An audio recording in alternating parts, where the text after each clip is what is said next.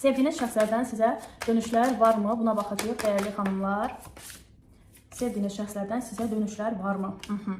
Dəyərli xanımlar, sevdiyiniz şəxslər hal-hazırda sizin həyatınızda hər şeyin yolunda olduğunu düşünə bilər. Yəni həqiqətən də əslində daxilən üzüntü çəkdiyiniz, yəni udar altında olduğunuz, eyni zamanda sıxıntılara, qəlbən, ruhən yorğun, bitkin olduğunuz halda göstərdiyiniz şəkillər ola bilər, videolar ola bilər, statuslar, storylər, çox hər şey qaydasında və mənim keyfim yerindədir görüntüsü verə bilərsiniz, amma əslində gördüyünüz kimi qaranlıq bir, necə deyim, otaqda və yaxud da qaranlıq bir sizin öz qaranlıq dünyanızda çox üzüntü çəkən, acı çəkən bir pozisyonda ola bilərsiniz. Lakin göstərdiyiniz nədir? Həyatımda hər şey qaydasındadır. İnsan fikirləşir ki, yəni onun artıq mənə ehtiyacı yoxdur və məni artıq həyatında istəmir. Sizlər üçün ikinizin bir araya gələ biləcəyi bir ortam və yaxud da bir necə deyim, yer ola bilər, hansı ki siz orada üz-üzə gələ bilərsiniz və yaxud da bu insan anidən sizə qarşı bir addım ata bilər. Lakin dediyim kimi, yəni göstərdiyiniz o hansı ki sizin paylaşdığınız ola bilər, yaratdığınız o abu-havadan insan söyləyir ki, mənə artıq onun ehtiyacı yoxdur.